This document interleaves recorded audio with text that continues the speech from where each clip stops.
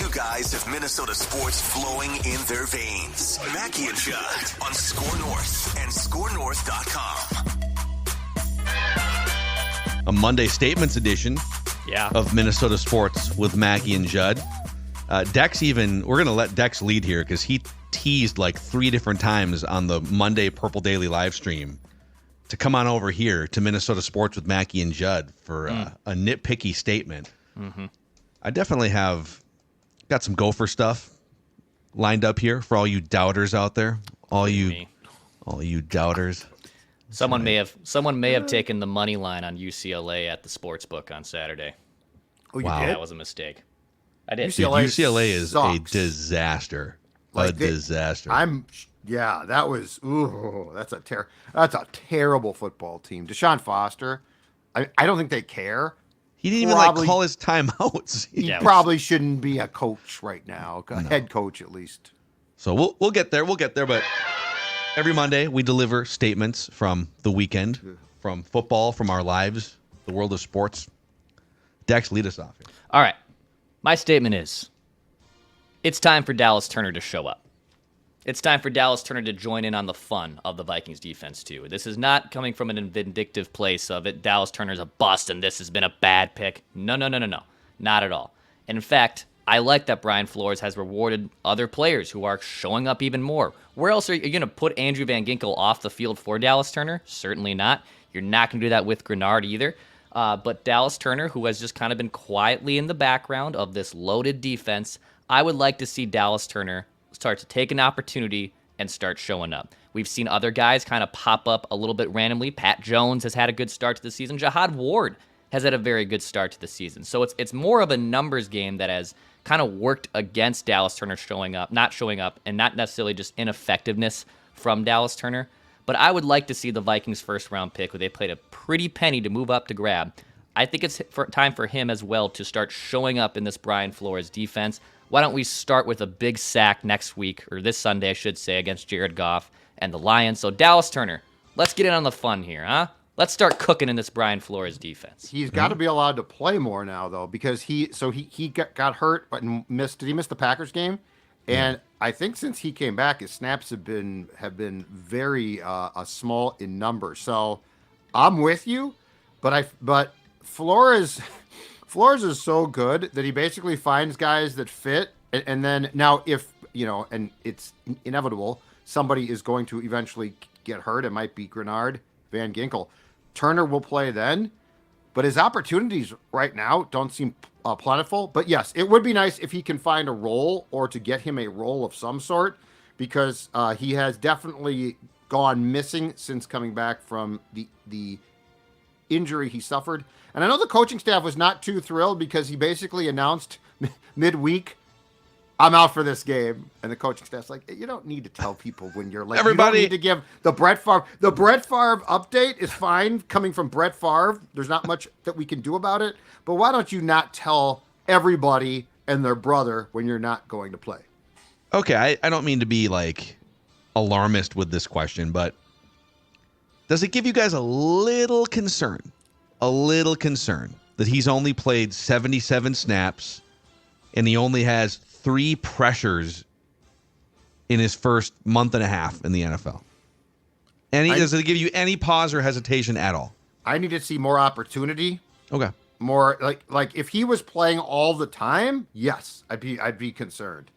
But until he gets the opportunity, I think it's hard to probably get into a rhythm.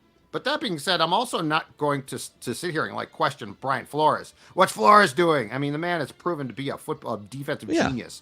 So no, I'm not super concerned. But I do think that it would be nice, to what Declan is saying, to also find him a role where at least he would get a regular amount of snaps. It's just that with the way that these guys are playing right now, it's also extremely hard. Yeah, just 13 snaps against the Jets, 11 snaps against the Packers. He missed the Texans game. Texans game, thank you. But in that first game against the Giants, played 36 snaps, had a sack, had a few tackles, had the QB hit, obviously. So there's something there, I think, and I'm not too worried about it. And I don't think anyone saw Pat Jones being completely unlocked this year either. So if they can find him a role, Dallas Turner, that is, yes, I still think he can show up, and I just think it's time for him to get in on the fun of this defense. That's fair. Judd? My statement is this. After a glorious Sunday of watching football all afternoon long, it was just, what a great day. The red zone, oh my God, it was fantastic. But after experiencing that, you realize how lucky the Vikings are to have such good coaches on both sides of the football. The amount of incomplete teams, and I don't mean like, oh, they don't have stars. I mean incomplete teams, not particularly well coached on one side of the ball. And you realize the continuity that this Vikings team has right now is special. They are prepared for games. They are well coached. It feels like the amount of BS going on with teams, not all teams, but a lot of teams or some teams, is just, it's mind-numbingly stupid. And the Vikings, and look, they've had it before, so I'm not saying it's like, it's been this way for a long time. It's certainly been present here, but you forget very quickly what a luxury, I guess, it is to have a team that is just really well coached on not just one side of the ball, but two. That's my statement. And with that, here are the updated, this is from before week 6, the updated list on oddshark.com of coaches, next coach to get fired. Oh, I love this. Yes. How many of these guys are going to get canned in season? Oh, let's go. I'll just go down the list in order. Doug Peterson. Yes. Yes. Yeah. In fact, they play in London again next week. If they lose, he's gone. I love they just keep them in London. Like, I mean, they're there every year because they're the Jags, but it's just like, yeah, you guys are staying here for 2 weeks. Yeah, you're getting 2 games here. It's amazing. Nick Sirianni. I think he's gone too. I agree. Like, you're yelling at fans. Could be like December, but it'll happen. But you're yelling at fans. You're a punk. He's a punk. He is. He's a doofus. Punk. He's just like he's the least emotionally mature head coach in the NFL. Yes. I think it's fair to say that. In Philadelphia. Yeah. Not exactly a market to be combative. You're not winning, dude. Like, I'm sorry, but WIP isn't going anywhere in the next few years. Those fans aren't going anywhere. You can fight and trash talk, but you're not going to be like the last one standing. So, okay, Kevin Stefanski. I think he's a wonderful coach put in a terrible situation. He does not get fired. It's not his fault. But could they look and say, hey, man, we gave you Deshaun Watson. You didn't make it work. We're going to find a coach who will make it work. After the season? Maybe. Yeah. Okay. I don't think he's in any jeopardy. I think I think he is too well respected. Like, Sirianni's a punk. Doug has just lost the Jaguars. I mean, Peterson, that's a mess there. I feel like Stefanski is still very respected, so I do not see him being an in-season casualty. But continue down this list because it's glorious. It's a glorious list. Dennis Allen, after that crazy 2-0 start with New Orleans where they were averaging like 45 points a game. Black Monday. Yeah, you'll wait on him. He's but I mean, what? Look, dude is a coordinator. Read my lips. Coordinator. Yeah. Not a head coach. Mike McCarthy. You know, Jerry doesn't fire coaches like we think. No, he doesn't. And Jason Garrett was there for like 8 years. I know. So I'm inclined to think that he won't go in season, but that ain't no fun. So give me him in season. Yeah. You got 47 points at home was the most that the Cowboys have given up at home since 1988, before Jerry Jones. Put a pin in that. Let's circle back. Is there another way I can say that? Put a pin in that. We'll circle back. Offline. We'll take this offline. I've got something about that for my next statement, but the next few coaches are Brian Dable, Zach Taylor. Man, if the Bengals would have lost that game last night. He might be a Black Monday guy. That defense is horrendous. Yeah. Like the Bengals, it's bad. Yeah. Like that off. I mean, what do you mean? They held the Giants to 7 points. That's a good point, Dex. Could they just fire the DC? Yeah. And Taylor doesn't lose his job. But anyway, dude, Taylor, you can't start 1-4 every year and expect to Black Monday guy to keep your job. Okay, here's my next statement for you guys. Mike Zimmer has officially lost his defensive fastball. Yeah. So this is a Mike Zimmer thing and a Cowboys thing. You're calling it? The Cowboys have taken 3 generational home ass whoopings in their last 4 home games. Now, the first one was not his fault, Mike Zimmer, because he was not the defensive coordinator in the playoffs last year. But in their last 4 home games, so last year's playoffs, home against the Packers, 48-32. Oh, that was terrible. Let's bring in Mike Zimmer here. Well, Dan Quinn's going to go away, get a head coaching job, bring in Mike Zimmer. Yeah. He'll fix everything. Okay. A 44-19 home loss in week 2 to the Saints that looks so much worse now than it even did in week 2. And then a 47-9 loss to the Lions on Sunday. They haven't won a home game since I think the second to last week in December last year. Is Zimmer the fall guy in season? That might be the case. I mean, if we want to fire someone's ass here, which I know we're bringing back now on let's do it. This might be a good time. Yeah. Zim, buddy.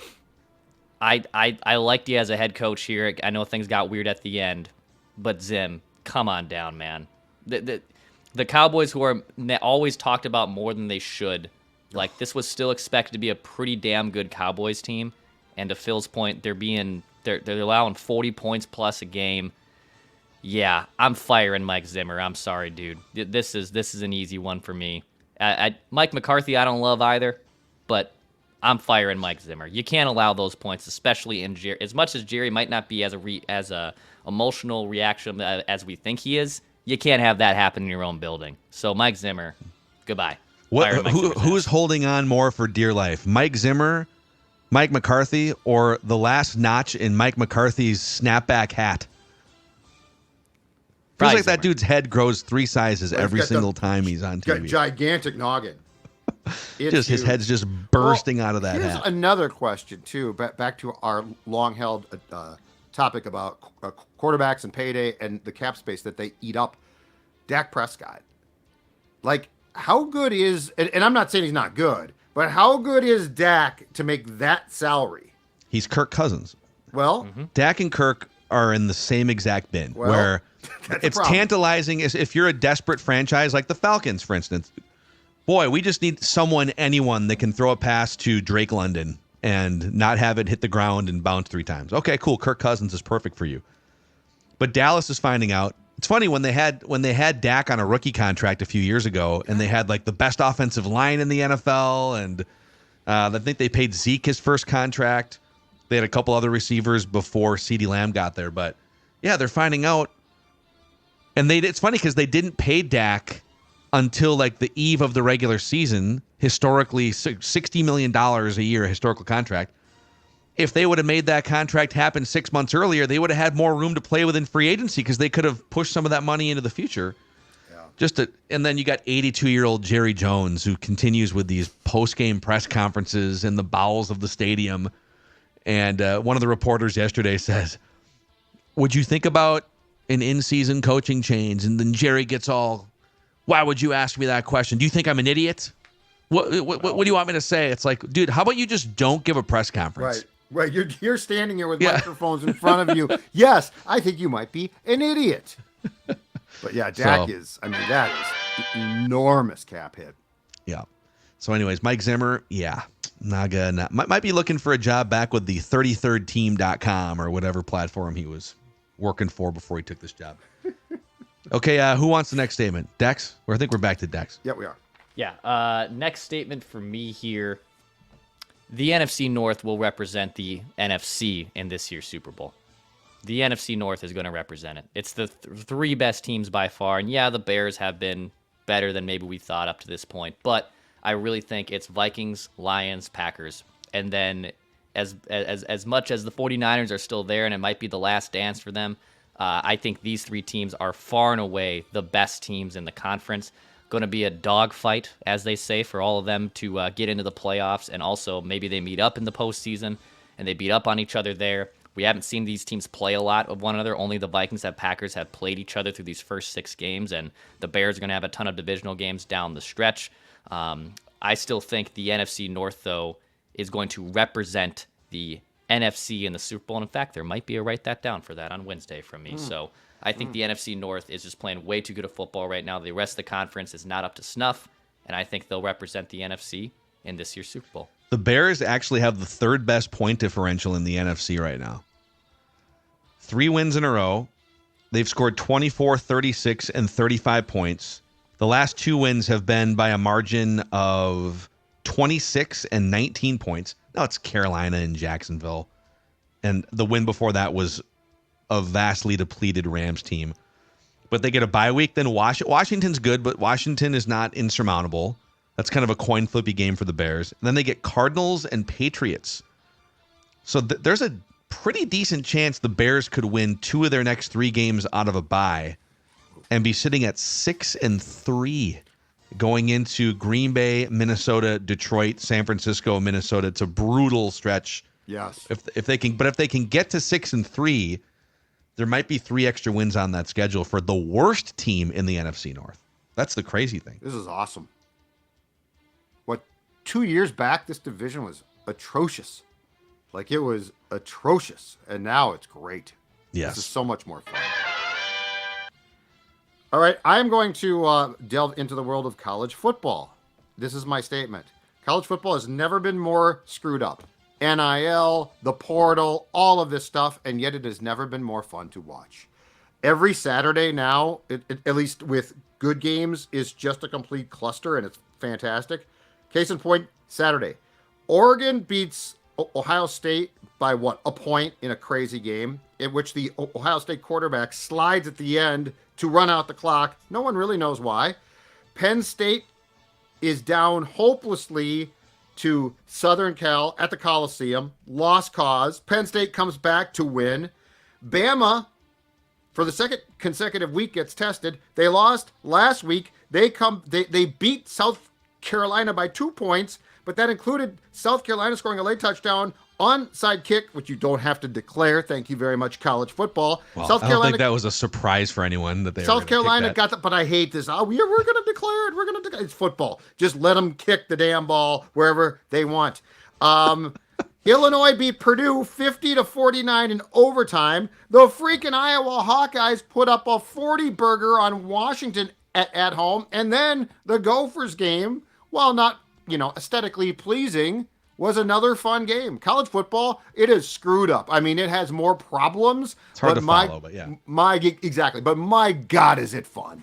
Yeah, it was. I'll have a Gopher thing coming up here so we can drill down on that, but it was wild. And on paper going into Saturday, it just with some of the rankings and matchups and stuff, it looked like this is shaping up to maybe be the most fun Saturday. And it was, the end of that. But then it's also mind-numbingly frustrating too, because you're watching college kickers meltdown and you're watching like last 2-minute drill, these basic things that Madden players know about clock management and game flow, and these kids are panicking on the field. I mean, South Carolina picks up an onside kick at like Alabama's 50-yard line or whatever it was. And all you got like 35 seconds left. Just don't take a sack. Don't be an idiot, basically.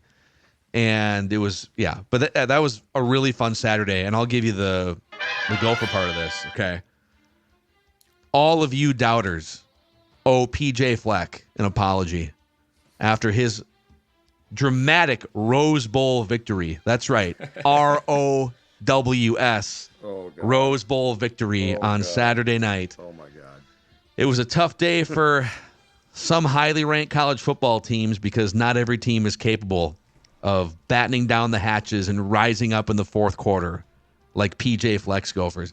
It can look ugly for 2.5 hours, but this team is a force late in the fourth quarter against USC and UCLA. Max Brosmer. It's unbelievable. Like, he's unplayable in the first quarter and a half. And then it's like, okay, Max, we got to have you here. Fourth quarter. And he's throwing darts all over the place. What the hell happens to this kid?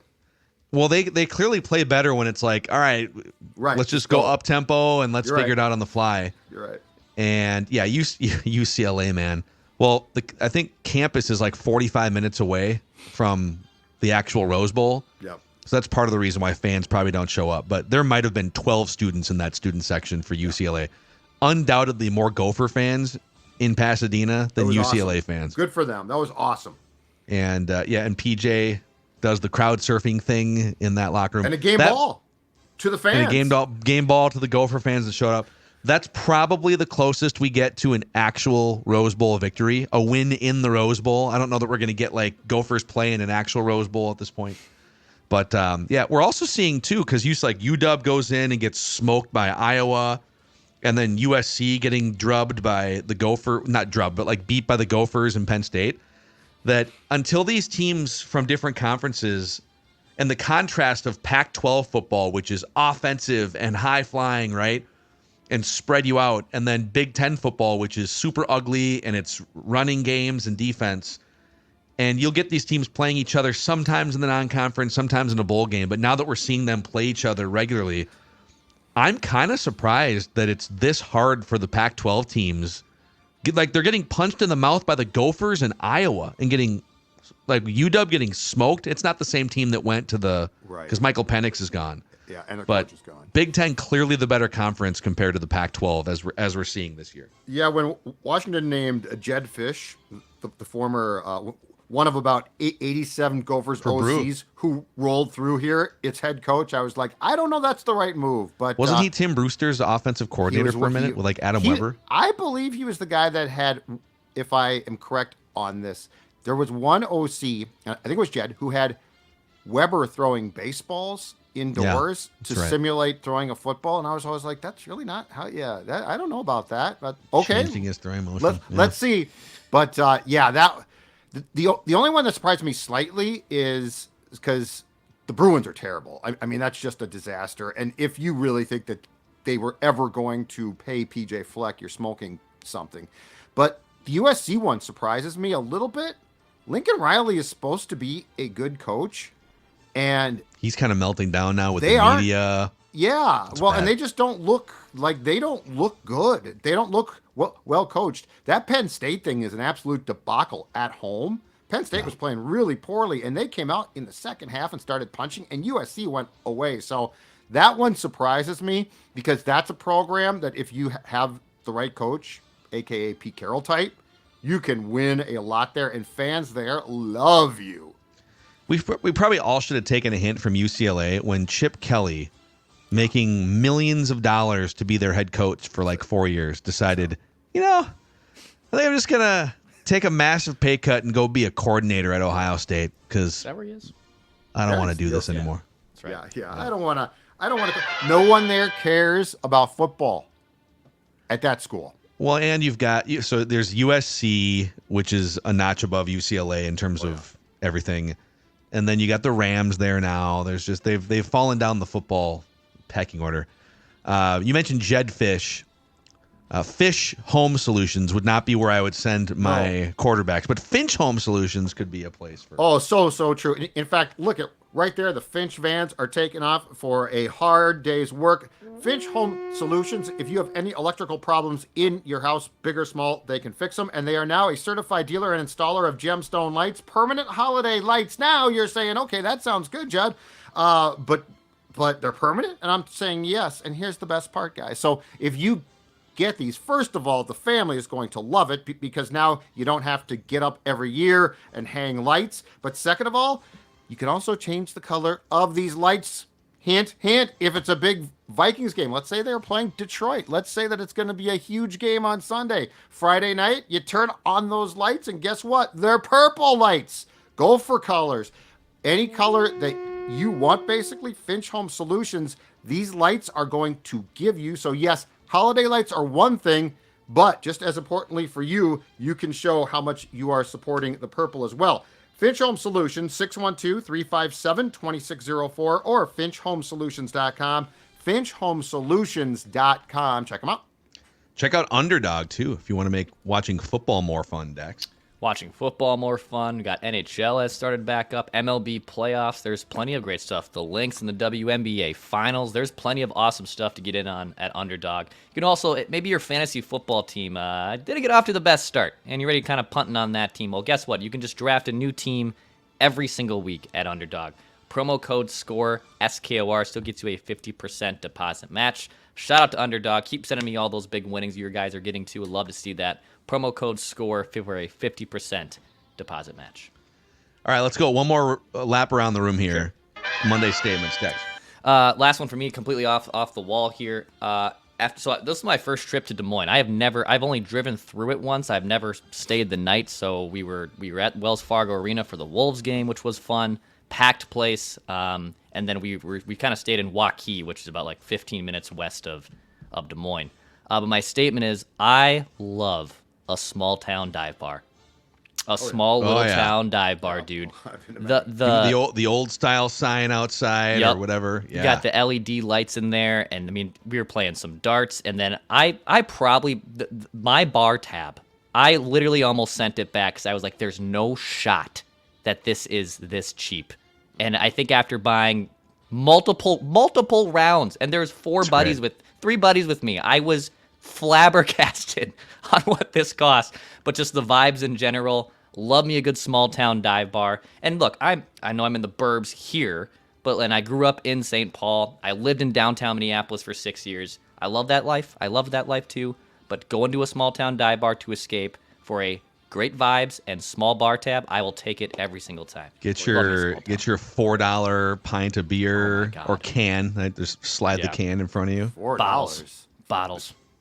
It's less than that sometimes. Yes. It's great. Like it's stupid, but it's great.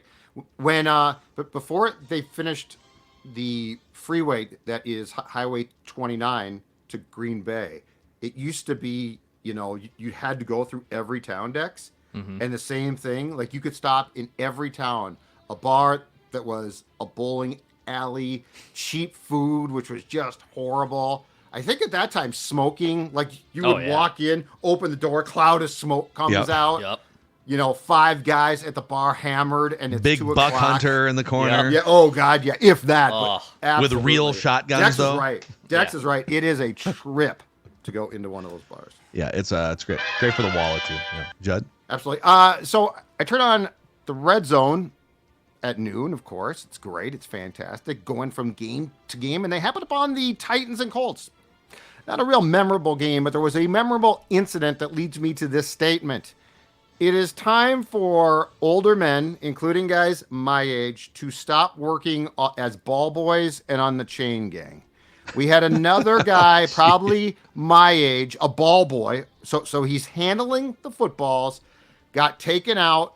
I think it was by a Titans player, got taken out and had to be carted off. How many of these do we... First of all, the chain gang, to me, now, largely ceremonial in some cases, and it's fine, but when are we just going to draw a line on age here? Like, it's always these old guys. I've worked on the chain gang forever. Okay, that's great, but the speed of this game now is incredible, and it's not that they're too slow. They can't move. They don't have time to move.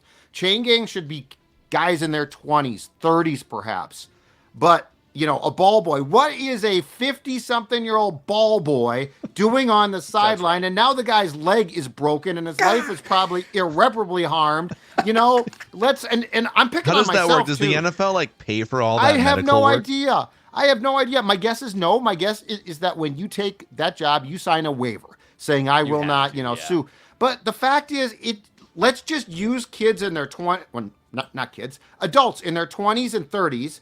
For these jobs, at least they got a fighting chance. And if they get hit, like this guy got hit, but he just got sort of hit, right? Is there some other way? His leg snapped. I know for TV purposes we don't need the chain gang, but like the players need something to look at to see.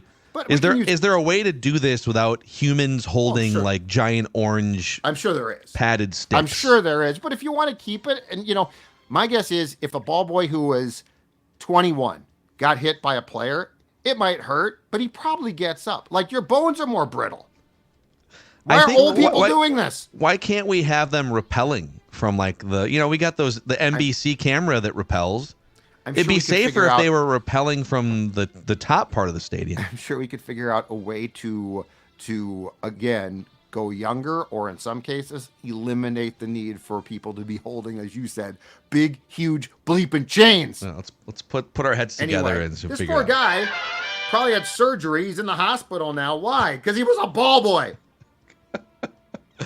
I love that rant. My last statement is just, I love fall.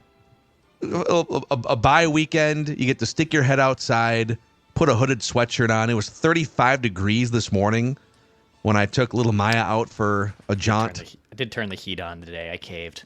I did too. We had the fan on still last night. Let's go. Dawn cool it will off. not be pleased. She has been resisting. She's like, "Don't turn the heat on. No, don't do that. Don't do that." And she left for work. I'm like, "Heat's going on." So. Just put some slippers on, Zolgad. I did. I was still cold. But I'm with you. I love fall. Fall's the great. It is now my favorite season, and I don't think it's close. It used to be spring. I like. And you never know. It could just be done in like a week. You know, it's last year we kind of got fall all the way through winter. It was nice. Probably going to pay for that now this time around. Yep. But it's officially fall here. Inject it. We had some fall golf over the weekend in also near wherever Diamond Joe Casino is. I forget the city that is it Northwood. I forget what the city that's in. But there was no one on that course. It was great. So like elite vibes. You're with your buddies. We're playing golf, but also there's no one behind us, no one pushing up against you, not trying to make you play a little faster than you want. My only problem with it again is just the just absurd changes in the weather. Like it was 80 last week and now it's 36 degrees today. So I don't love that, but there's things around fall that I can absolutely buy in with. I prefer the changes in fall than spring though, because like spring it'll be 70 in March, then it'll be 40 in April, then you get these long stretches of it just rains. Like I'll take this, and yes, it changes, but I'll take these changes above spring. And I used to like spring a lot more. The next 2 days, highs of 55 and 63. That's great. I love no clouds, basically. I love this. Just if you could inject weather into my veins, I think that's what just it would. Keep it like this. Yeah. I love it. It just feels like football outside. Great. We have all sorts of podcasts dropping today. Purple Daily, our live stream from Monday morning with our hottest Vikings takes is up. We've got Flagrant Howls coming off of a couple of fun preseason games, a feisty one last night. The Score North Twin Show. There's now a full PR push, it would seem, coincidentally or otherwise, defending the poll ads. Is it valid? So we'll talk about that too. And then we should mention too, we set up over at scorenorth.com. Let me get this right here. scorenorth.com/relief. With all the hurricane damage down in Florida, we are just asking our audience, if you have any money that you feel comfortable donating, scorenorth.com/relief to help the victims of these last two massive hurricanes. Just the scale of this disaster is pretty well unprecedented. So scorenorth.com/relief to donate. We could use your help, and the people down in Florida could use your help. So thank you guys in advance, and we'll catch you tomorrow on this show, Minnesota Sports with Mackey and Judd, for a scoop session with our guy Dukes.